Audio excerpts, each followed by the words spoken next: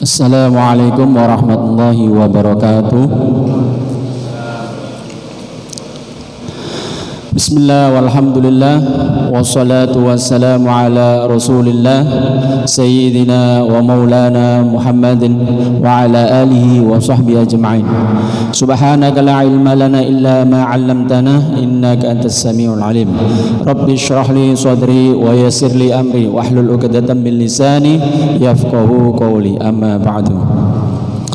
Hadirin jamaah Masjid Baitul Mukmin rahimakumullah. Pertama, mari kita bersama-sama dan selalu memanjatkan puji syukur kehadirat Allah Subhanahu wa taala. Yang pastinya atas nikmat Allah, atas rahmat dari Allah Subhanahu wa taala, kita semua bisa hadir, bisa mengikuti sholat subuh pada hari ini. Kita semuanya bisa melanjutkan atau melaksanakan ibadah di bulan Ramadan sampai detik ini. Salawat serta salam tetap tercurahkan kepada baginda Nabi besar Muhammad SAW, karena beliaulah yang telah menyampaikan ajaran Allah, ajaran yang lurus dan diridhoi oleh Allah Subhanahu wa taala. Hadirin jamaah Masjid Baitul Mukmin rahimakumullah. Sebelumnya saya telah menyampaikan ada 3 kondisi hati, di mana yang pertama kondisi yang sehat, yang kedua kondisi yang sedang sakit, yang ketiga hati yang benar-benar mati. Di mana hati ini segumpal darah tapi mempengaruhi seluruh tubuh manusia, baik itu secara zahir maupun secara batin. Dan kemarin juga ditanyakan bagaimana jika hati yang sakit secara medis, apakah mempengaruhi iman atau tidak. Jadi kemarin saya sampaikan kalau yang sakit itu hatinya secara zahir, maka penanganannya juga secara zahir atau medis. Bisa juga ditambahkan secara batin untuk menambahkan kekuatan hati tersebut. Kalau yang sakit itu hati secara batin, penyembuhannya juga secara batin. Saya tambahkan bahwasanya pengaruh hati yang sedang sakit secara zahir itu juga tergantung dari kondisi hati manusia itu. Kalau kondisinya sehat, zahirnya sakit, artinya dia akan pasti selalu berpositif thinking atau selalu mengingat Allah Subhanahu wa taala bahwasanya sakitnya itu adalah karunia Allah dan pasti akan ada hikmahnya. Tapi kalau kondisinya itu sedang sakit, hati batinnya sedang sakit, maka tergantung hatinya, dia selalu condong ke kebaikan atau yang sedang sehat, atau selalu condong ke yang buruk. Dan kalau kondisi hatinya kondisi hatinya mati, ketika dia zahir hatinya yang zahir secara medis itu sakit, kalau sudah mati secara batinnya dia pasti akan berprasangka buruk, ya, dan pasti tidak akan mengingat Allah bahwasanya sakit dan sehat itu dari Allah Subhanahu wa taala. Seperti itu. Jadi hadirin jamaah Masjid Baitul Mukmin rahimakumullah, kondisi hati tersebut itu ada penyebabnya, yaitu penyakit hati. Dalam Al-Quran surat An-Nisa ayat 36 ini bahwasanya Allah Subhanahu wa taala berfirman, wa'budullaha wa la tusyriku bihi syai'a. Dan sembahlah Allah dan jangan kamu mempersekutukannya dengan sesuatu apapun. Wabil walidaini ihsana, dan berbuat baiklah kepada kedua orang tua, wabidil kurba, kerabat karib, wal yatama, anak-anak yatim, wal masakin, wal jaridil kurba, orang-orang miskin, wal jaridil kurba, tetangga dekat dan tetangga jauh, wassahibi bil jambi, teman sejawat, wa ibnis sabil, ibnu sabil, wa ma malakat aymanukum, dan hamba saya yang kamu miliki. Innallaha la yuhibbu man kana mukhtalan fakhura. Sungguh Allah tidak menyukai orang-orang yang sombong dan membanggakan diri. Di sini dibagi 3 penyakit hati yang wajib kita hindari. Masih banyak penyakit-penyakit hati, tapi yang disebutkan dalam Al-Quran ini ada 3 golongan. Yang pertama, penyakit hati yaitu syirik, mempersekutukan Allah, menyamakan Allah dengan hal-hal lain. Tentunya kita orang-orang yang beriman wajib menghindari penyakit hati seperti ini. Contohnya, untuk yang syirik, ketika mempunyai benda, ketika mempunyai sesuatu yang dianggapnya keramat, misal mempunyai akik, ya, cincin yang berbatu. Kalau orang syirik ini mempercayai bahwasanya segala sesuatu itu, mungkin kesehatan, mungkin itu kenaikan jabatan, itu karena dia memiliki akik. Karena akiklah dia sehat, karena akiklah dia naik jabatan, seperti itu. Jadi dia percaya Allah Subhanahu wa ta'ala, tapi dia juga mempercayai akik tersebut. Artinya disamakan, artinya mempersekutukan Allah dengan akik tersebut. Itu salah satu contohnya syirik. Kalau kita orang-orang yang beriman dan benar-benar beriman, kita mempercayai sesuatu apapun yang terjadi di dunia ini, apapun yang kita dapatkan dan kita miliki, itu semuanya diberi oleh Allah Subhanahu wa ta'ala, tidak ada yang lainnya. Yang kedua, penyakit hatinya yaitu iri, dengki, hasud, pelit, ya itu gandengan ya. Iri, dengki, hasud, pelit itu gandengan. Jadi itu saling keterkaitan. Jadi iri, dengki, contohnya dalam kehidupan bertetangga, ndelok tanggane, duwe motor, dhek panas kepingin tuku motor. Ndelok tanggane bangun omah sampai tingkat 3, panas kepingin bangun tingkat 3. Bahkan karena ketidakmampuannya, dia menyebarkan isu-isu atau berita-berita yang kurang bagus tentang kondisi tetangganya. Itu iri, dengki, hasud, pelit, ya. Jadi saking kepingine supaya iso koyok tanggane, sedekah 100 rupiah pun tidak dikeluarkan. Sedekah apapun itu tidak dikeluarkan. Jadi saking kepingine, saking panasin delok tangga iku berhasil. Seperti itu. Jadi hatinya itu selalu tersiksa, hatinya selalu gelisah melihat tetangganya, melihat temannya, melihat sahabatnya, atau melihat keluarganya itu lebih enak dari dirinya sendiri. Yang ketiga, penyakit hatinya yaitu sombong atau takabur. Sifat ini ada di setiap diri manusia, tergantung manusia itu bisa atau tidaknya mengontrol hatinya, ya.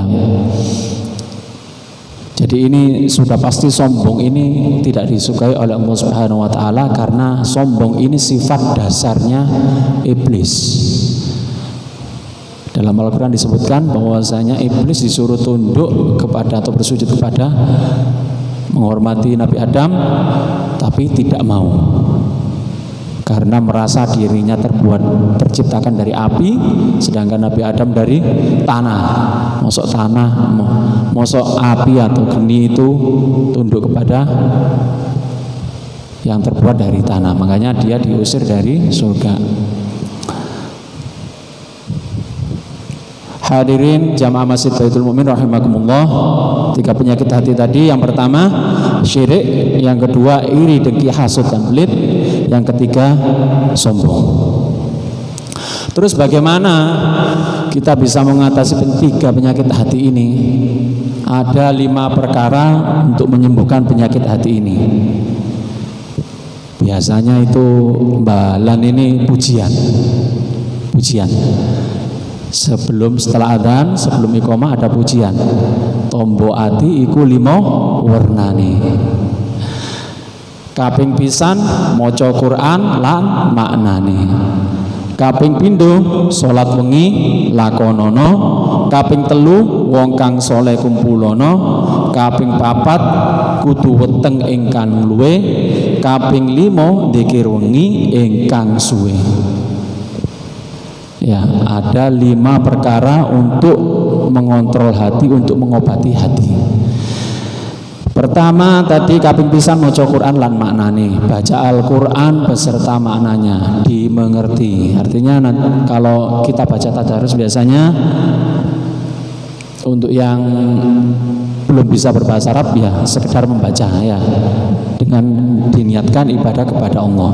Yang sudah atau yang sudah bisa bahasa Arab, ketika dia bisa baca Al-Quran, dia bisa sekaligus memaknai.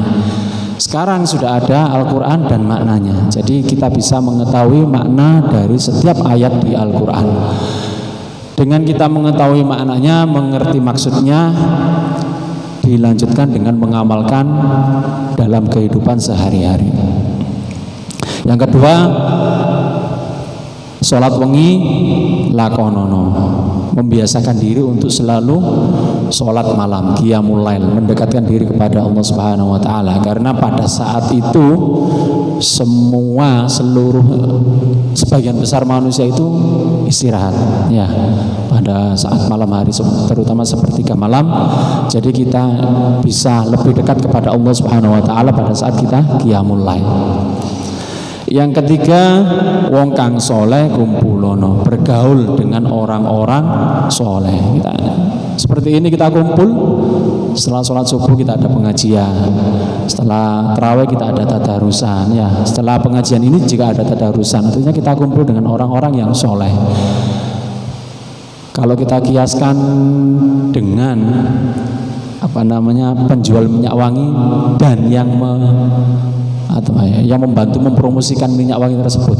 Setiap hari kita di toko minyak wangi, pembantunya itu juga ikut harum, seperti itu ya.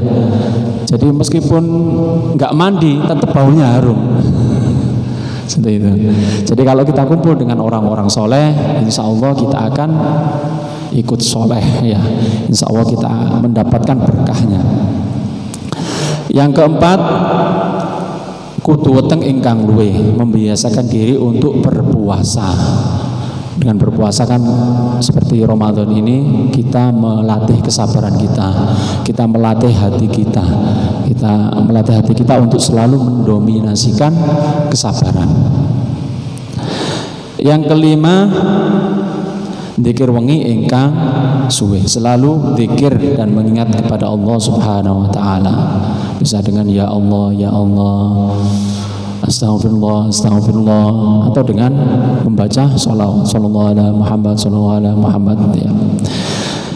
Insya Allah dengan kita melaksanakan 5 perkara ini, apapun niat kita, apapun hajat kita, insya Allah akan dikabulkan Allah Subhanahu wa ta'ala, dan hati kita terjaga dari segala keburukan, segala kemaksiatan. Hadirin jamaah Masjid Baitul Mu'min rahimakumullah, yang terakhir, undur maqala wala tandur maqala. Perhatikan apa yang diucapkan, kalau bermanfaat laksanakan, kalau kurang tepat bisa langsung diingatkan. Jangan dilihat siapa yang menyampaikan, selama itu kebaikan diterima saja dan dilaksanakan. Saya rasa cukup sekian apa yang sampaikan baik-baik.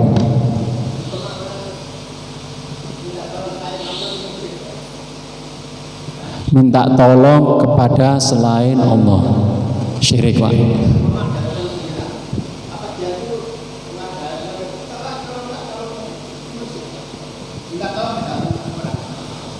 Oh, maksudnya ketika contohnya ini Mbak, kalau bertanya ini langsung membuat saya grogi. Jadi meminta tolong pada saat tenggelam, tolongnya kepada temannya gitu ya. Apakah itu termasuk syirik? Menurut Mbak Slamet terus pundi?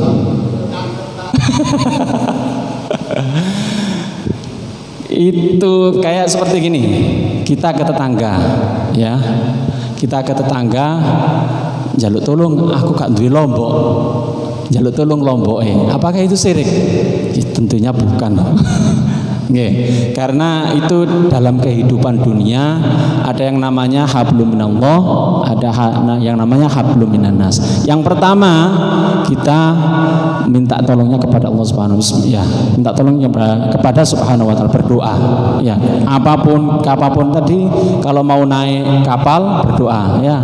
Di dalam kapal pun juga berdoa. Setiap harinya kita juga berdoa. Yang kedua, hablum minannas. Di dalam kehidupan dunia ada hubungan antar manusia. Bukan berarti kita berdoa kepada manusia itu. Minta tolongnya itu bukan berarti karena berdoa. Aku tolong, aku coba, aku mohon. Nah, seperti itu bukan seperti itu maksudnya ya. Jadi hablum minallah, hablum minannas. Seperti itu. Kentos nggih? Alhamdulillah. Baik, terima kasih. Wabillahi taufiq wal hidayah wa ridha wal inayah. Wassalamualaikum warahmatullahi wabarakatuh.